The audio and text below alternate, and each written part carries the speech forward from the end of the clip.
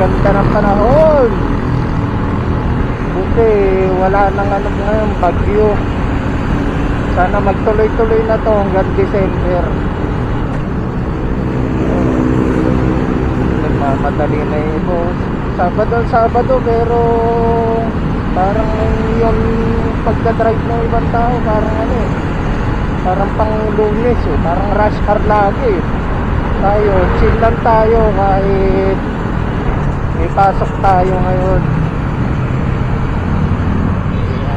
Oh, naku, late na late yung ano mo kuya, liko mo.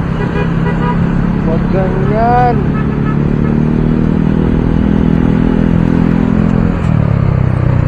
Kaya nga nag-set dito sa Commonwealth ng ano eh, mag-U-turn ano within 200 meters kasi parang yun yung pinaka safe na ano mag-U-turn ka distance. Ayun din yung sinusunod ko eh. Pag nakita ko na yung 200 meters na sign, nag-ano na ako, nag-start na akong bumuelo para lumiko. Kaya dapat din yung susundin. At kung lumagpas ka man doon, kuwari dyan nga sa Sandigan, syempre pag galing ka doon sa ano tawag dito, doon sa residence part ng Sandigan dito sa Commonwealth, katapat mo na yung U-turn eh pagkalabas mo. Ang gagawin mo noon, dapat sa iba ka na mag-U-turn katulad dito, yung malapit na sa St. Peter Parish nga ba yan? Basta yung ano dito, yung simbahan, dapat ganun gawin mo. Huwag mong pilitin yung U-turn na ano na kakarang ka doon sa mga sasakyan kasi dito sa Commonwealth ang bibilis na sasakyan eh, tapos mag-U-turn ka ng ganon, aksidente talaga abutin mo. Saka busina, katulad kanina, rinig nyo naman, puro busina yung inaabot ng ano, nag-U-turn.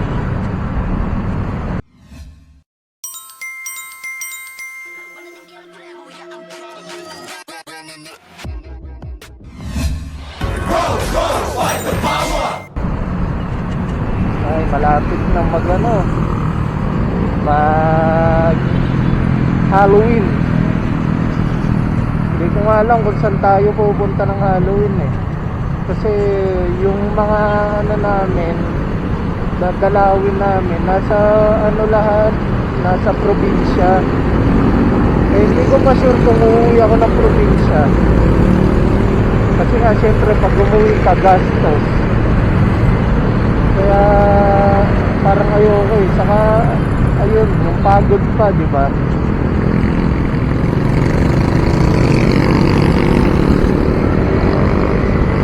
So since Halloween ngayon, ano nga ba yung ano, yung mapag-usapan natin ngayon? Pag-usapan natin ngayon yung mga creepy na nangyari sa akin or yung mga ganap ng Halloween. Yung mga creepy experience kahit hindi naman Halloween, pero yung mga ginagawa namin, ano, yun yung topic natin for Halloween. Kuwari, simulan na natin dito. Pag Halloween, ang madalas talaga namin ginagawa, kuwari ano, hindi ako umuwi ng probinsya. Ang ginagawa namin dati nung bata ako, ano, nag-iipon-ipon kami sa bahay. Kasi yung bahay namin open lang yun eh. Pag Halloween, nanonood kami doon ng Magandang Gabi Bayan, yung gabi ng lagim ba tawag nila doon.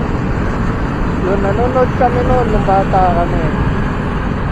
Tapos bukod pa doon, pagkatapos namin manood, syempre kinabukasan, alam nyo na gagawin, mag-ano kami, maghahanap ng mga kandila, yung mga natunawan na kandila, tapos ipunin namin, gagawin ulit namin kandila ulit. Diba, simple lang dati, ganun lang yung kaligayahan namin, pero masaya na kami. Tapos ang ano nun, ang masaya pa doon minsan, umaabot kami kung saan saan. Hindi lang doon sa ano namin, sa subdivision namin. Minsan dumadayo pa kami ng subdivision eh. Pero yung pinaka gusto ko talaga pag Halloween, syempre walang pasok. Tapos naalala ko dati bago mag-Halloween, kunwari mga bandang October 28, mga ganong araw, mag-aano na yun, magsisimula na yung mga kwentuhang nakakatakot. At nagkikwentuhan kami nun sa school madalas eh. Hindi ko alam kung 28 ba talaga yung ano, yung sem break ba yun. Basta yun sa amin ni ano, traffic dito.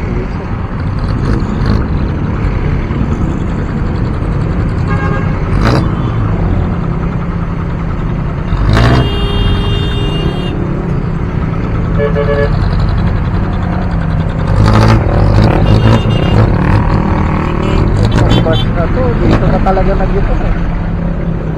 Medyo ano eh, ewan ko. Dapat sa mga ganyan inuuli. Wala kasi ngayong ano eh, pasok yung mga MMDA eh. Kaya nakapag ganyan sila dyan eh.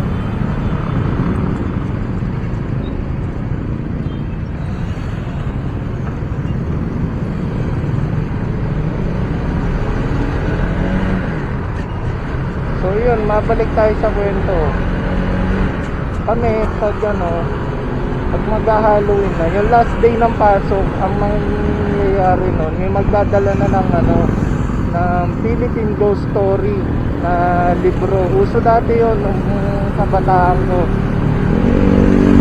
Tapos syempre ang gagawin nun, may magbabasa nun sa ano, sa aming magkakaklase. Madalas namin pinagbabasa nun si Carl, kasi magaling siya magkwento eh. Tapos nakakatawa yung ano niya, yung pagkikwento niya.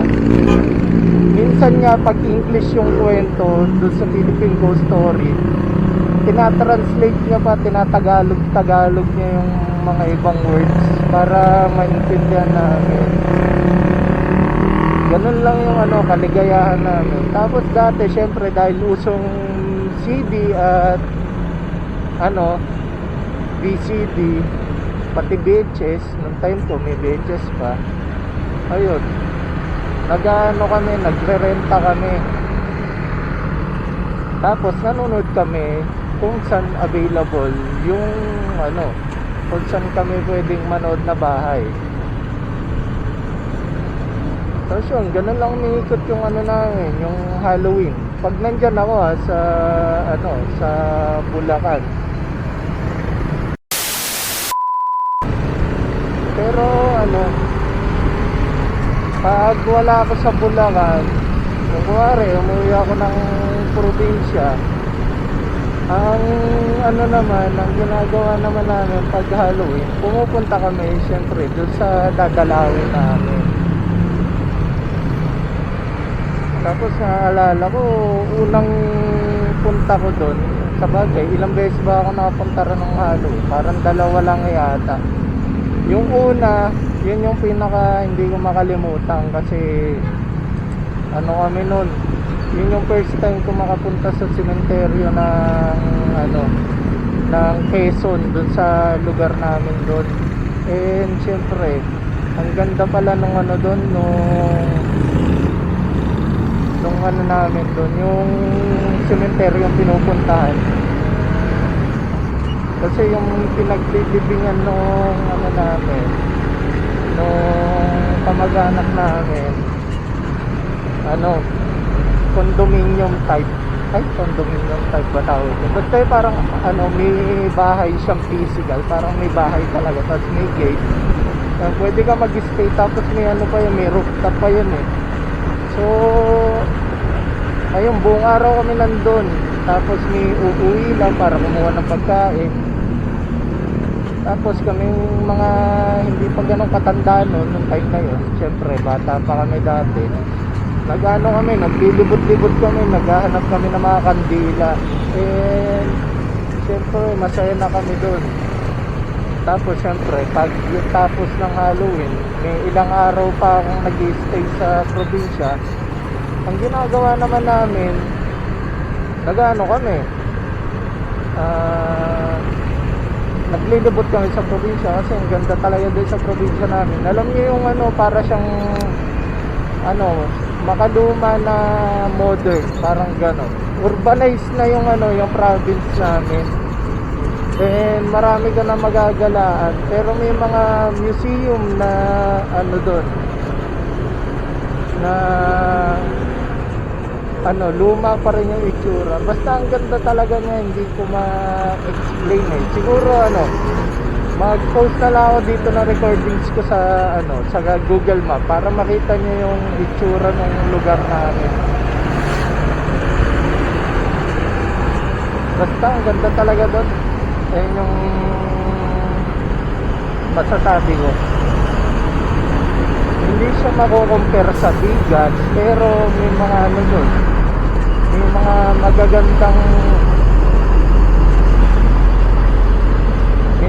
magagandang lugar na pwedeng puntahan talaga.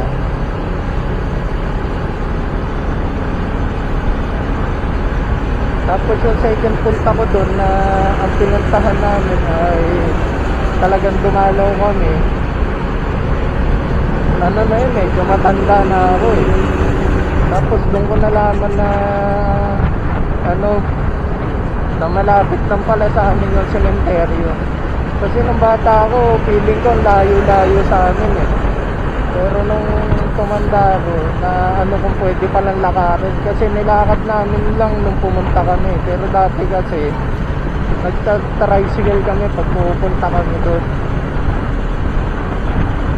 Tapos, yung mga iba kong balik, ano na kami, hindi na kami masyado nakakadalaw ng mga iba kong balik doon. Pag pupunta kami ng Halloween doon, yung iba kong punta ron ng Halloween, nag-ano na lang kami, nagbabakasyon na lang talaga kami. Katulad ko dati, nung pumunta ako doon, galing ako ng ano nun eh, ng trabaho, parang tinuloy-tuloy ko yung punta doon. Bali ang nangyari kasi noon, may kailangan akong i-visit na ano, na mga store dati doon sa dati kong work. So, ang una kong pinuntahan na alala ko is Lipa. Oops.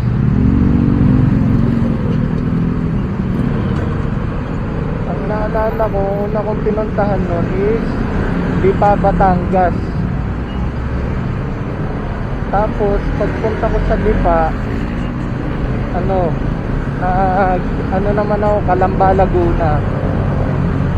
Nandun yung ano, yung tropa nating manager. Kaya ano, may pa-take home pa siya sa akin nun eh. Doon sa Lipa, pinakain lang ako ng almusal. Kahit nag-almusal na ako nun, pinag-almusal pa rin ako. Sa bagay, kasi malayo yung biyahe ko eh. Parang pinakain ako. Tapos ayun, natapos naman yung gagawin doon. Minake sure naman natin wala nang babalikan. Tapos ayun nga, pagka punta ko doon, dumiretso nga tayo ng Calamba, Laguna. After ng Calamba, naglipa naman tayo. Pagka galing natin sa Lipa, ayun, first time lumapunta sa Lipa noon eh, na nag-ano. Pagka galing natin sa Lipa, ang next natin pinuntahan na doon is yung ano, natawag dito, yung SM Lucena. Yun yung huli nating pinuntahan, yung Lucena, kasi malapit na yun doon sa probinsya ko, sa Tayabas, Quezon.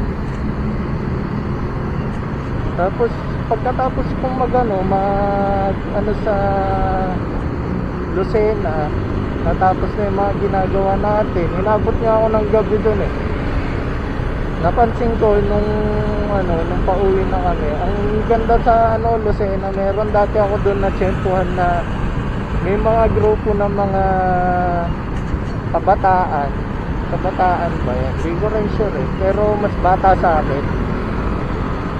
Nakapalibot sila doon sa sa isang mat, yung parang tapos may nagsasayaw sa gitna. Alam niyo, parang style na step up, yung mga ano lang, street dance lang, yung ano, may isang lalaki saka may isang ano, may isang partner na maglalaban ng sayawan. Tapos yun, may mga nakapalibot sa kanilang tao. Ganun yung ano, yung setup dati. Siyempre tuwan-tawa ako kasi dito sa ano, sa Quezon City, sa Manila, hindi ka na makakita ng ganun eh. Pero doon nakakita ako, kaya aliw na aliw ako, parang sabi ko, wow, may gumagawa pa pala ng ganito. Tapos yun, nung pauwi kami, wala naman na masyado nangyari. Ayun, nagpahinga na ako, hindi na kami nakapunta doon sa ano namin, sa dadalawin namin. Kasi nga ano eh, siyempre pagod sa trabaho. Tapos bukod sa pagod sa trabaho, ano, parang sandali lang ako doon eh, kasi parang ang bala ko noon, ano, Lunes ay ano, Sunday na umaga alis na ako. Dumating kasi ako dun sa Quezon parang ano, Friday na ng gabi, since ano nga, ang dami ko pang dinaanan na store bago ako pumunta sa ano mismo, sa Quezon. Pero ano yun eh, nung hindi kami nakadalaw sa pupuntahan namin, may nangyari namang iba. Nagkaya bigla yung ano, yung mother ko na magpunta sa beach. Ayun, hindi nga kami nakapunta doon sa ano, sa dadalawin namin. Ano naman, meron naman kami ng ibang plano, which is yun nga, pumunta kami sa beach kasi nandun din yung magulang ko ng time na yun eh. Tapos yung mga pinsan ko sa side ni mami, wala rin mga pasok. Kaya yung pinuntahan na namin. And masaya naman kasi nakita ko may mga beach pa pala sa Quezon na sobrang ganda pa. Gandun lang yung ano eh, yung naalala ko na huli kong masayang ano, masayang experience sa Quezon. Kasi bibira na ako makapunta doon eh, after nung mga ano na yun, nung punta ko na yun. Parang pag pumupunta ako doon, minsan ano eh, nag-ano na lang ako, nag-stay na lang ako sa bahay. Pero dati talaga nagagala kami. Pero masaya pa rin pala, meron palang ano, part na masaya pa rin nung pumunta kami ng Quezon. Yun naman yung time na kasama ko yung ano, partner ko. Pumunta kami doon, nag-debut kami sa Quezon. And syempre nung nag-ano kami doon, nung pumunta kami doon, mas masaya. Kasi may kasama na akong gumagala. Kasi sila mami, hindi gumagala yung pagkasama ko eh. Ayun lang yung ano, yung naalaala ko talagang experience ko sa Quezon nung ano, ng Halloween. Kasi madalas pag pupunta nga ako doon, ano, tumatambay na lang ako. Hindi naman ako tumatambay doon or nagpapahinga. Madalas ano eh, pumupunta talaga ako doon sa break ng ano eh, ng Semana Santa eh, hindi Halloween eh. Kaya syempre, ibang topic na yun. Tapos, bukod ko, ano pa ba ginagawa ko sa Halloween? Siguro yung ano, yung hindi pala ginagawa yung mga nakakatakot na experience. Meron ako isang lang nakakatakot na experience. Kasi wala naman talaga akong experience na nakakatakot talaga. Pero ito, nung bata ako talaga, legit na legit to. Talagang ang nangyari kasi dito, di ba, natutulog ako tapos bigla akong pinulikat ako, so nagising ako. Paggising ko, ang una ko kagad nakita, parang may nakatayong lalaki na nakabarong dun sa paanan ko. So syempre takot na takot ako, pinigit ko kagad yung mata ko. Tapos syempre nagpanggap akong tulog ulit. Kasi mag-isa lang ako doon sa kwarto na yun. Ewan ko kung bakit Pero dati nung bata kami, magkasama kami ng mga kapatid ko matulog. Pero that time, solo lang ako doon sa kabilang kwarto, doon sa bahay namin sa Bulacan. Tapos, ang nangyari pa doon, di ba nagpanggap na akong tulog. Dinidilat-dilat ko yung mata ko. So, nandun pa rin yung yung nakabarong na lalaki. Putik yan, nung pagkadilat ko, medyo naka-adjust na yung mata ko sa dilim. Sinilip ko ng medyo matagal. Walang iya, yung yung nakatayo pa lang multo na akala ko is damit pala ng tatay ko, kasi dati doon sa work niya sa Mia, yung uniform nila parang barong. So yun, ayun yung nakita ko nakatayo. Putik yan, pala niya, uniform pala. Akala ko talaga multo Tapos yung barong na yun nakasabit doon sa pinto, kaya talagang mukha siya nakatayo. Putik yan. Parang feeling ko na betrayed ako Parang sabi ko, putik yan, balik niyo yung takot ko, kasi bakit nyo ako tinakot ng ganyan. So yun lang yung naalala ko na experience kong nakakatakot So ayun, wala naman masyadong exciting na nangyari sa akin ng Halloween. Pero this Halloween, bala ko sanang umuwi ng Bulacan, pero hindi pa natin sure. So kung umabot ka sa part ng video na to, pahingin naman ako ng like and subscribe. Follow nyo na rin yung mga socials natin. So hanggang dito na lang guys. Bye na.